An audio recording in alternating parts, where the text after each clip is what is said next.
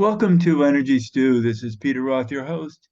And I'd like to ask you, because so many of you have heard the programs we've had before about the cards, the source cards, and how important they are in our lives. And how many of you, I'm sure many of you, have already looked at your cards and understand. And and it's always good to know about the other cards that you don't have because and you know why people are different from you. But for this show, I want to look at the two basic cards, the birth card and personality card that we're born to, and how they work together. So I've asked our card expert, Alexander Dunlop, to talk with us about these combinations, because he actually sends out an email every morning that you should sign up for that has the, I guess, cards of the day, or you know, and the two together, and then he comes up with these great understandings about how they work together. So, Alexander, I'm so excited about the work you do and what you know. So, welcome back to Energy Stew. Thanks for having me, Peter. It's always a pleasure. So, what can you tell us about that? We have these two cards that are super important. One is, because one I know one is a birth card, and the other is the card that is in your hand, but it's special because it's the card of your ruling planet. Right. So we're talking about the deck of 52 cards that people who as playing cards that actually these cards are representative of the template level of reality. They are a symbolic and conceptual representation of the quantum energy field that we're in. So they represent energy frequencies, energy patterns. And based on the numbers of our date of birth, we're born into a specific frequency, and that forms our birth card, we can call it. And then, as you're saying, Peter, there's the next most important card for us, the next most important template or pattern is determined astrologically by which planet is the ruling planet of whatever sign we're born into. And then because we have a whole hand of cards, as you mentioned, we have a Mercury card, we have a Venus card, a Mars card, Jupiter, etc. We have a card that is connected to each of the planets. Then whatever is the planet of the ruling sign, whatever is the ruling planet of the sign we're born into, then that card becomes the secondary pattern of our Right. life. Of the astrological sign that we're born into. Yeah, if I didn't say that, that's what I meant to say. I That, know, right? that the planet of the astrological sign, the ruling planet. And then that planetary card is our personality in life. It's how we show up. It's the energy that may rule our behavior. And so these are the two fundamental patterns of our life for everyone, these two fundamental templates. And then every day we're passing through these patterns, these templates.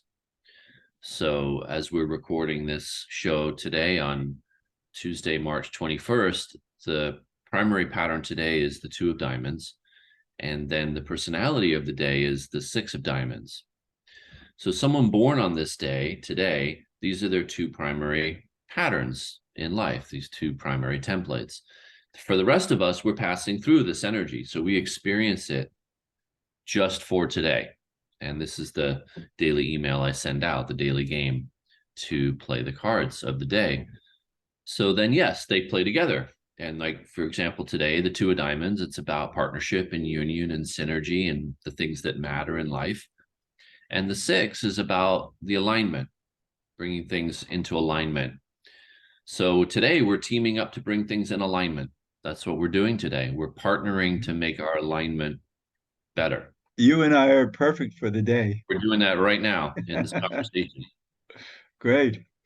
So that between the two of us, in the course of the synergy and the dynamism between the two of us, we'll find an alignment that we couldn't have found just by ourselves.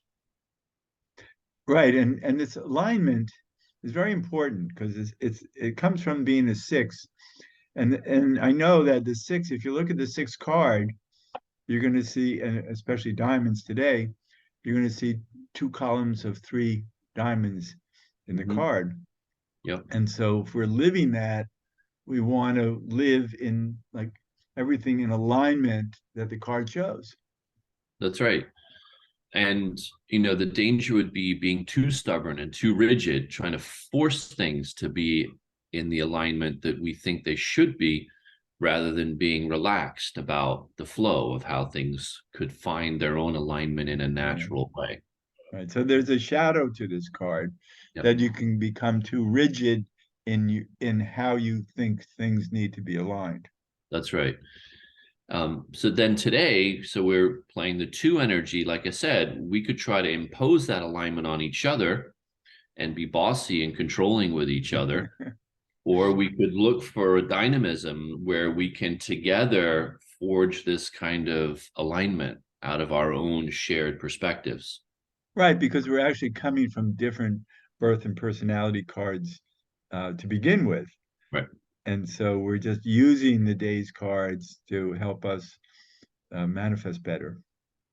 Well, that's right. And to be in sync with the energy so that we're not swimming against the current, or we're not struggling against the underlying pattern that's already present.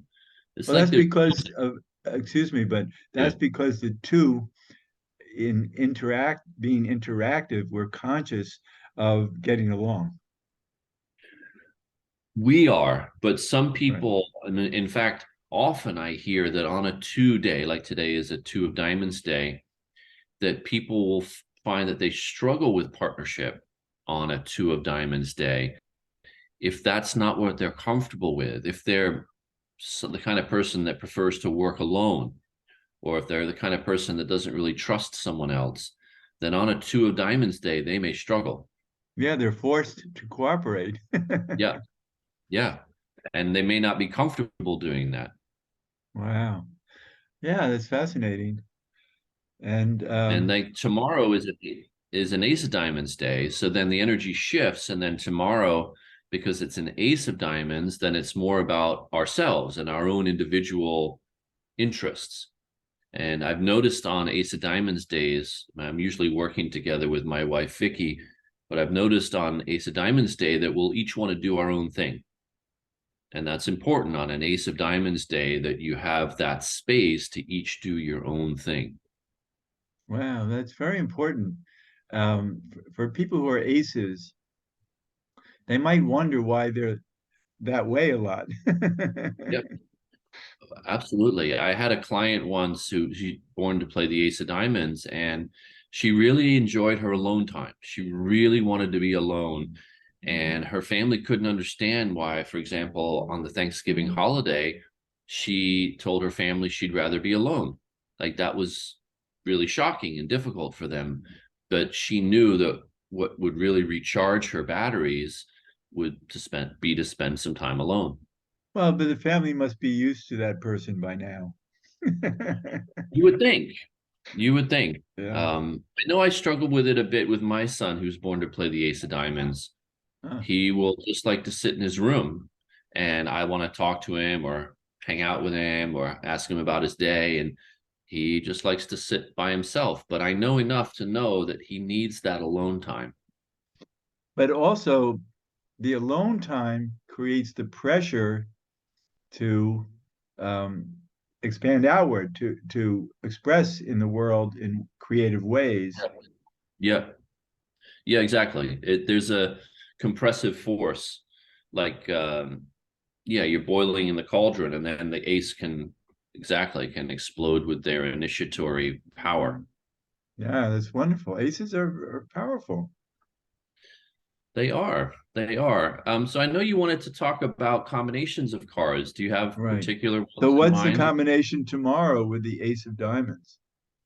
Oh, that's a good question. Actually, we'll have that up. Let's Yeah. see. So March 22nd. So it's going to be Ace of Diamonds, three of clubs. So three of clubs, clubs is the mind energy, and three is a straight line. If you look at the symbolism, the visual symbolism, and that straight line is like a channel or a compass needle, a creative pathway. So in clubs, it means downloading fresh ideas and having a lot of insights, creative thoughts, creative direction. Right. So And the the ace of diamonds, yeah, what's and that? the three is an action number in numerology. Yes, it's an active number in this system of knowledge too. All the odd numbers are the active numbers. The even numbers are feminine and receptive. Um, so you have the three of clubs as the personality of the day, and the ace of diamonds as the primary energy underneath it. Then that ace energy is going to want to generate creative ideas. Right. So it's going to, after a while, with so many ideas, the ace needs to get out and do something with them, have Well, yes, impact. that would be the ambition. Like, so the Ace of Diamonds is entrepreneurial and ambitious about the things that matter in life, and money matters. So the Ace of Diamonds and the Three of Clubs together would mean potentially that you're looking to make money from your creative ideas. Wow.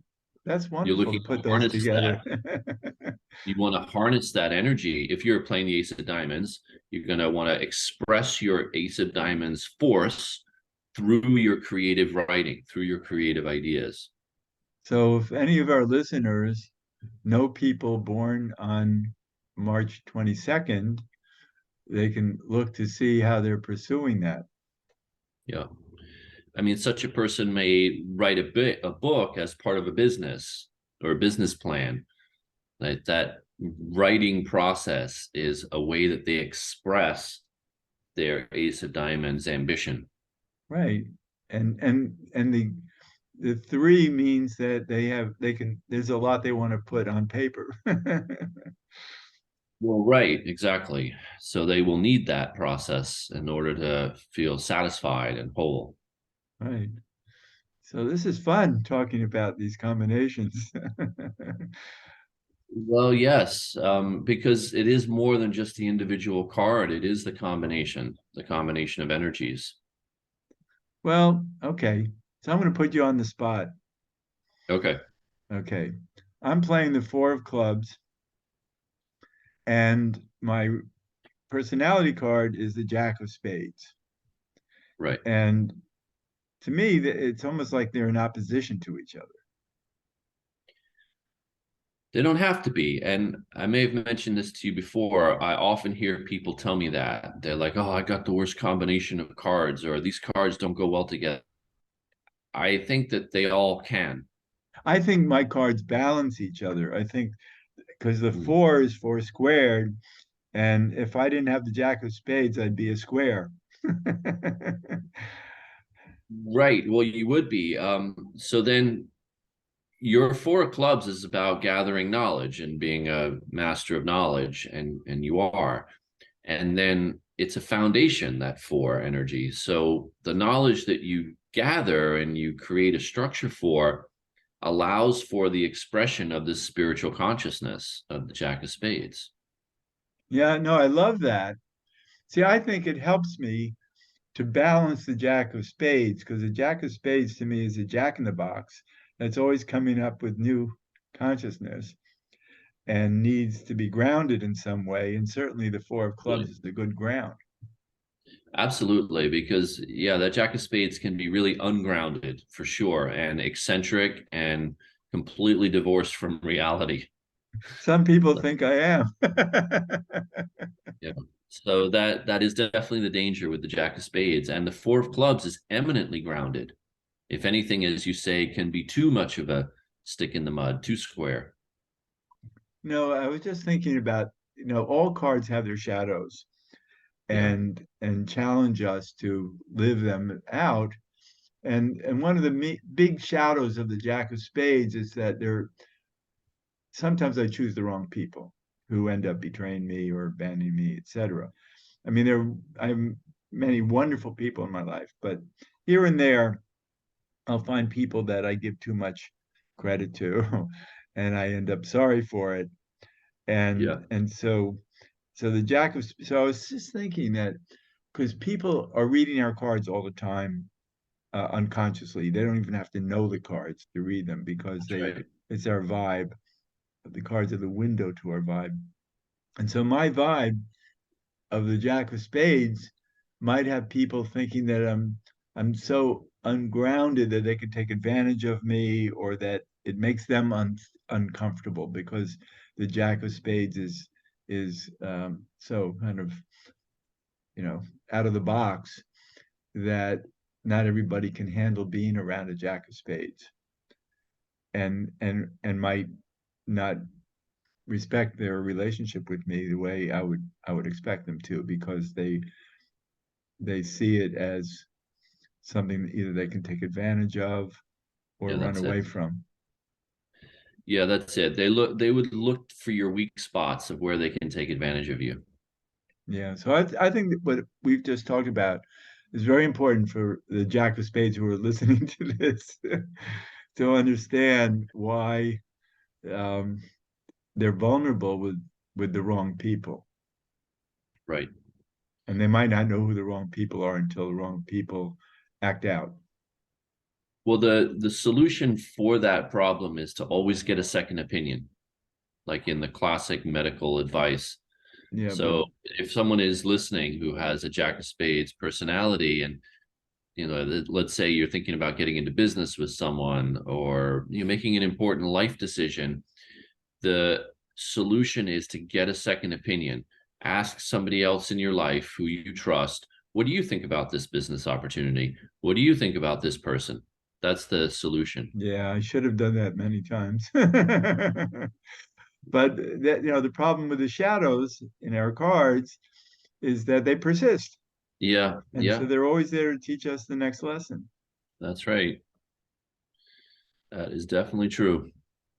Well, this has been very helpful. Thank you. Oh, you're welcome. And So, so another yeah. thing to say, for people who are studying the source cards and learning more about them, is that really is the interaction of the cards with each other. And I know that's what you wanted to talk about today on the show, Peter, Right. And we're doing that, and it's great. that it's not just your birth card, it's not just your personality card, it is how they play into each other and how the birth card is expressed through the prism of the personality card. Yeah, I love that.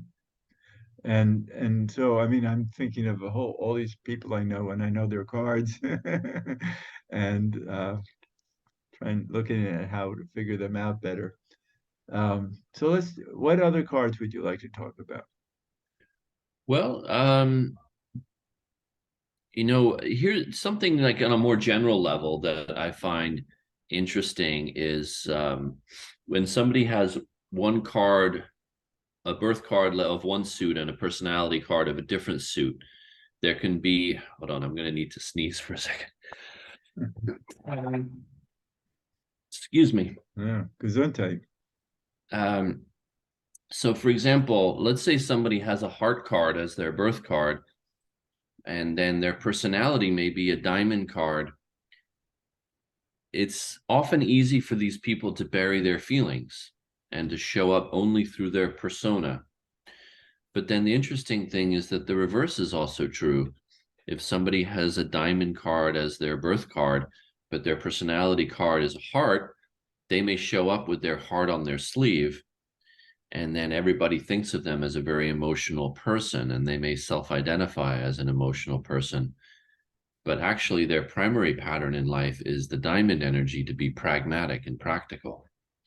So these interesting combinations, to me, I think it's interesting, of the different suits when one suit is your birth card and a different suit is your personality card. It's much more straightforward if both your cards are in the same suit, which does happen. You can be both clubs or both diamonds, both spades, both hearts. Or you can have a double card of the same. Even have a double card. Yeah. If you're born into the sign of Leo, the ruling planet is the sun in Leo, and your birth card is like your sun card. So then your personality is the same card.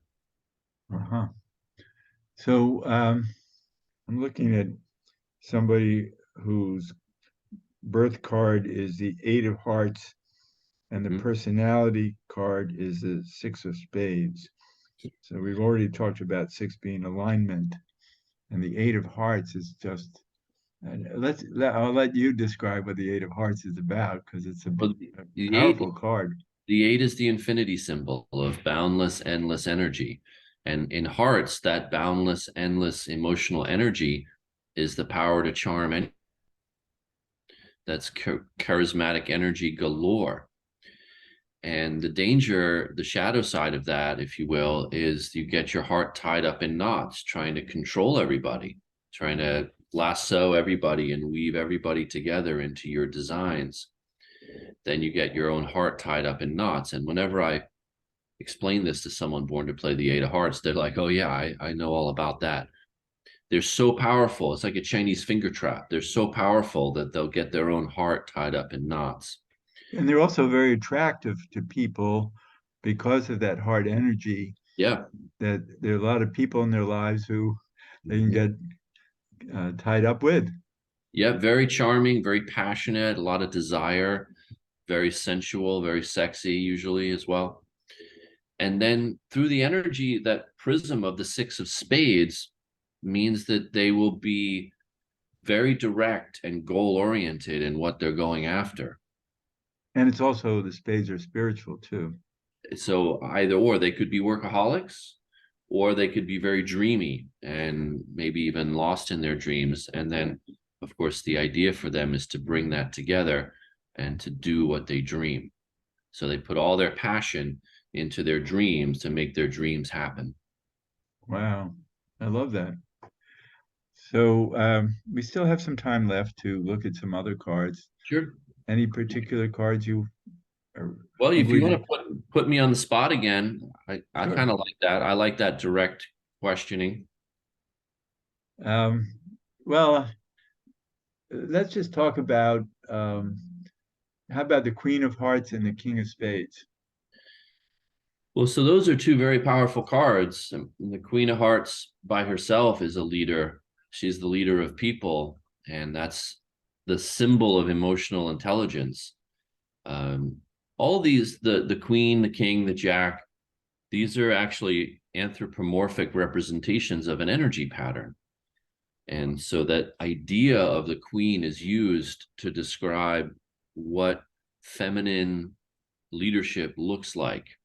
And in hearts, it looks like emotional intelligence, knowing exactly how to gently massage any situation to get the best Yeah. results. Yeah, and females are generally more emotionally intelligent than men in Well, general.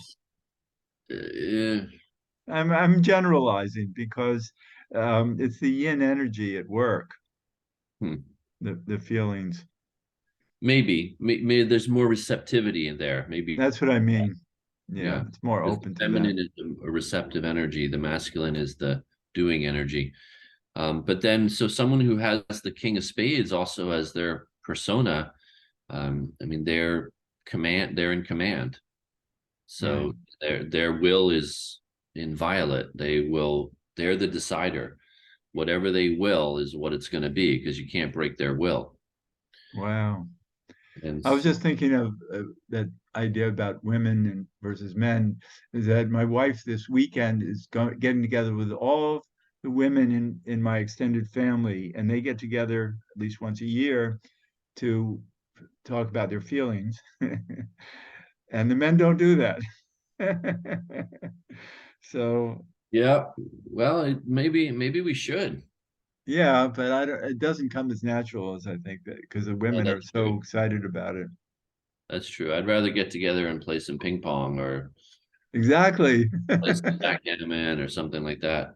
Right. Interesting. So this is so fascinating to look at, there's and there we'll do more shows about this because it's endless what we can talk about. And I think the audience, well, let's let them know how they can find their two cards if they haven't found them already. And they go to the sourcecards.com. Yep. And there's the free lookup right on the home page. You put in your birthday and it'll pop up your two primary cards and then you can look them up. Yeah. And I think a lot of our audience has already done that because we've had so many shows together. So a lot of them knew what we were talking about. And it's such an exploration of self and others because it really deciphers our nature in ways that, are the window to our soul, to our, our vibe. Yeah. It is true. It is a representation of our vibrational frequencies. Yes. Right. And most of us are, not me anymore because I know my cards, are bumping around, just behaving the way our cards work in our life anyway. We don't have to know them. And knowing them makes it so much easier to be yourself. Right. And to play them on the positive side. Yes. Right. You have a choice because Yeah. you know them, then you have a choice of how to use them. Yeah. So it's very important. So I hope our audience can jump to it and learn not only their own cards, but those of their significant others, and who knows, even their bosses or people who work for them, et Your cetera, et cetera. As children. long as you know their birth As date. a parent, I find it very helpful to know my children's cards to play. Right. I do too. And on all levels of no, of how to help them and also how to avoid trouble. Right. Because we know, the shadow sides of all these cards. So then they can get your book, play your cards right.